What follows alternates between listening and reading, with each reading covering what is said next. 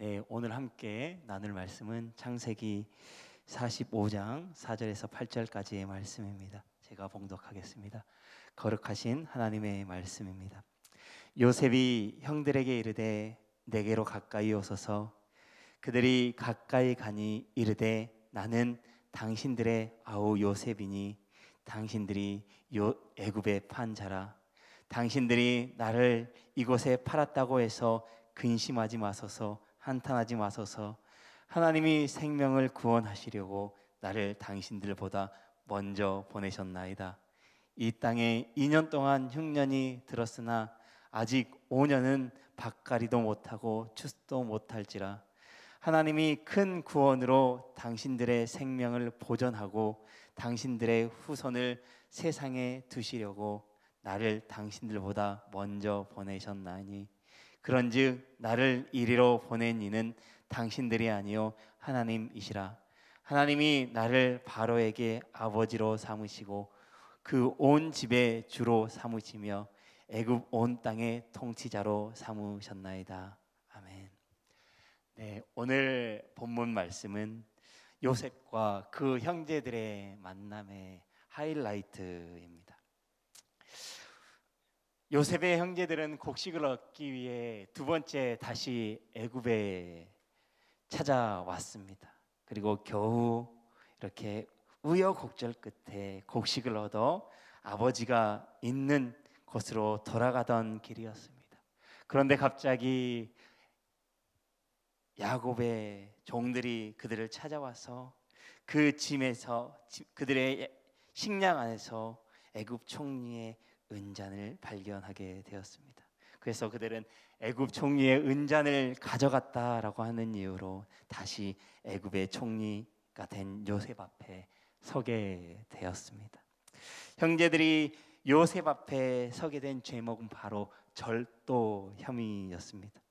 그런데 실은 이 절도 혐의의 내막은 그 자신들의 형제들 간의 우애를 시험하기 위한 요셉의 자작극이었습니다. 45장 말씀을 보면 유다의 긴 탄원과 간청에 대한 요셉의 이렇게 대답으로 시작합니다. 요셉은 지금까지 형제들을 만나며 자신의 감정을 억제하고 그들 앞에 서 있었습니다. 정말로 오랜만에 만난 형들이었기에 너무나도 감정을 주체하기가 쉽지 않았습니다. 그런데 그 형들의 변화된 모습을 보지 않고서는 결코 그들 앞에 자신의 정체를 밝힐 수가 없었습니다. 심지어 요셉의 형들이 자신들의 과거의 죄를 생각하며 괴로워할 때도 자신을 드러내지 않고 몰래 골방으로 들어가 울고 나올 정도였습니다. 심지어 다시 형제들이 돌아와 베냐민을 데리고 왔을 때에도 그의 감정이 복받쳤지만 바로 그의 감정을 드러내지 않고 안방에 들어가서 혼자서 울고 나올 정도로 감정을 드러내지 않았습니다. 그런 요셉이 유다의 마지막 탄원과 간청을 보고 더 이상은 자신의 감정을 억누를 수 없었습니다. 유다가 베냐민을 대신하여 종이 되겠다라고 하는 그 희생의 말 앞에, 고백 앞에 그동안 자신이 억눌러 왔던 그 모든 감정을 터뜨릴 수밖에 없었습니다. 자신을 힘든 상황으로 밀어넣었던 형들의 모습이 아니라 이제는 자신들의 죄를 뉘우치고 또 아버지를 생각하고 자신의 동생을 생각하고 서로를 위해주는 가족의 모습을 볼 수 있었습니다. 그리고 유다로 하여금 죽으면 죽으리라, 자신이 종이 되겠다라고 하는 자신을 희생하는 형의 모습을 보고 과거의 모든 미움이 눈 녹듯 사라졌습니다. 그래서 요셉은 더 이상 자신의 신분을 감추지 않아도 되었습니다. 그동안 억누르고 있던 감정이 터져나온 요셉은 모든 하인들을 밖으로 내보내고 드디어 형제들 앞에 자신의 신분을 밝히고 있습니다. 애굽의 모든 것을 관장하는 총리가 된 요셉은 자신이 형제들이 자신을 판 자신이 요셉이라고 이렇게 이야기하고 있습니다. 요셉의 형제들은 자신의 앞에 서 있는 애굽의 총리가 자신들의 형제 요셉이라고 하는 사실을 알고 아무 말도 할 수 없었습니다. 단지 두렵고 놀라울 뿐이었습니다. 아마도 그 순간에 형제들은 이전에 자신들이 야곱에게 저질렀던 죄를 아마 생각했을 것입니다. 그들은 그리고 이제는 애굽의 총리가 된 요셉의 손에 죽게 될 것이다 라고 생각하고 있었을 겁니다. 그런데 요셉은 그들의 생각과는 다르게 자신들의 죄를 기억하고 두려워하는 형들을 향해 관용을 베풀고 용서를 해 주었습니다. 아마 우리가 요셉의 입장이라고 한다면 아마 그 형들을 용서하기가 쉽지 않았을 거라고 생각합니다. 그러나 요셉은 그 형들을 용서할 수 있었습니다. 그 이유는 그 자신 안에 하나님의 은혜가 있었고 하나님의 함께 하심을 알았고 하나님의 사랑이 충만하였기 때문입니다. 사랑하는 우리 말씀상 공동체 성도 여러분, 혹시 우리의 삶 속에서도 우리의 마음 가운데 지금 용서하지 못하고 있으신 분들이 있나요? 우리의 죄를 생각하면 여러분, 우리는 구원받지 못할 사람들입니다. 그런데 하나님께서 우리를 위해 예수 그리스도를 이 땅에 보내주시고 그 예수 그리스도를 십자가를 대신 지게 하심으로 우리의 죄를 용서해 주시고 하나님의 자녀 삼아 주셨습니다.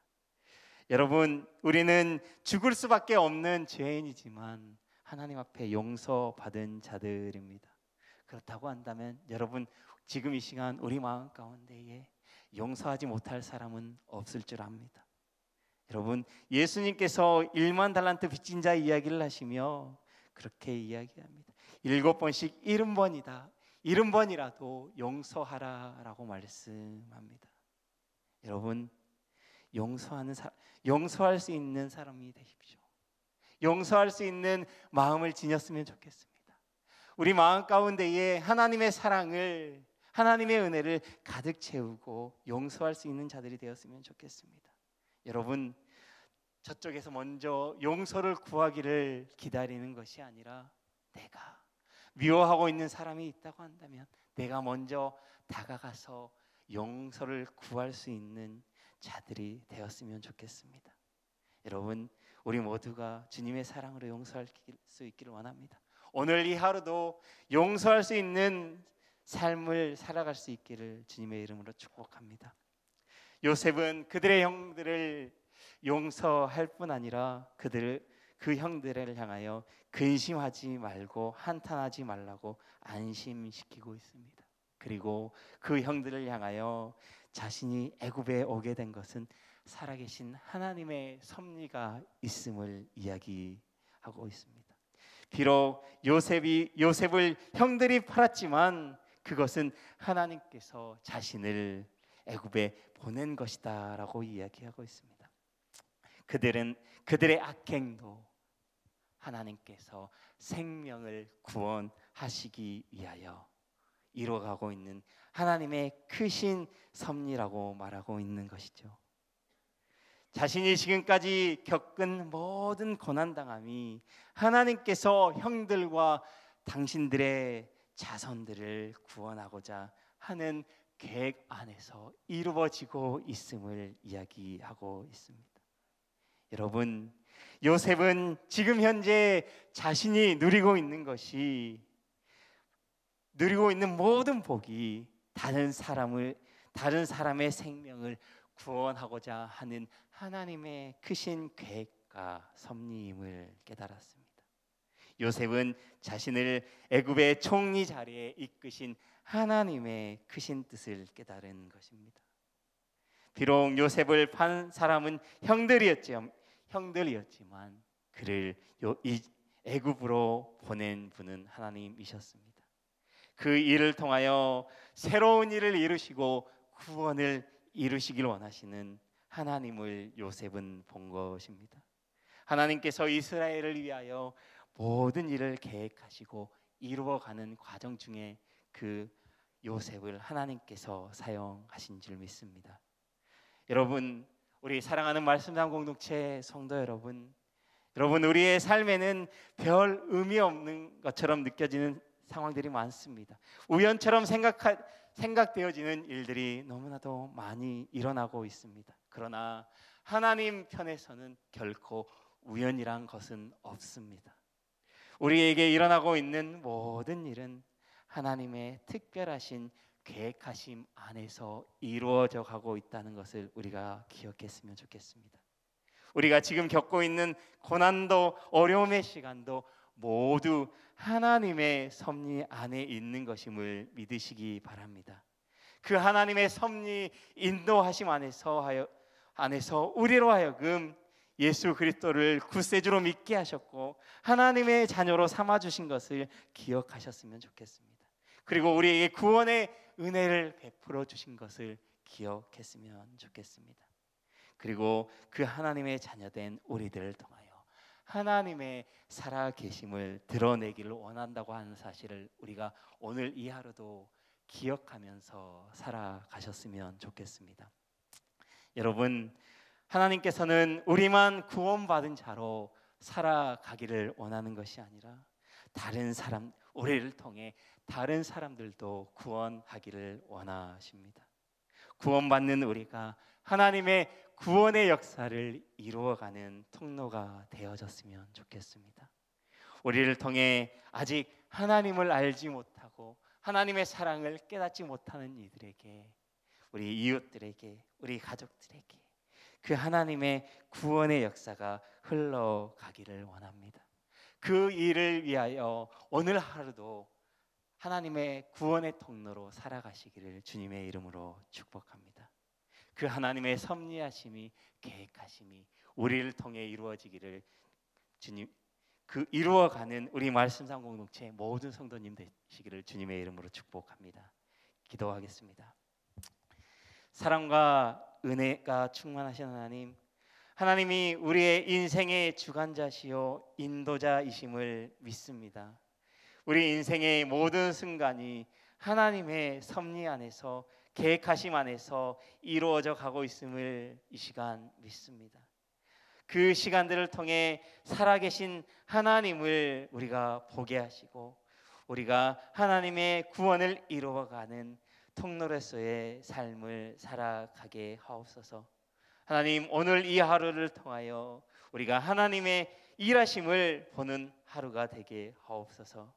감사합니다. 우리의 구원자 되시는 예수 그리스도의 이름으로 기도드립니다. 아멘. 이 시간 다음과 같은 기도의 제목으로 기도드리겠습니다.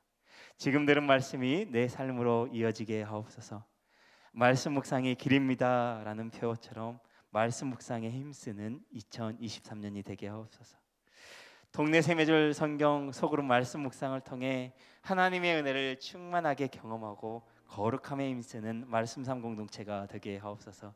구교구 10교구의 여름 사역을 통해 다음 세대 아이들이 하나님을 경험하게 하시고 하나님의 비전을 품게 하옵소서.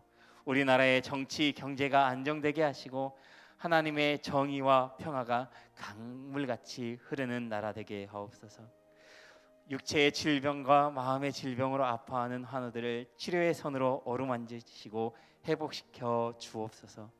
공동기도문의 기도 제목과 각자의 기도 제목을 따라 기도하시다가 삶의 자리로 나아가시겠습니다.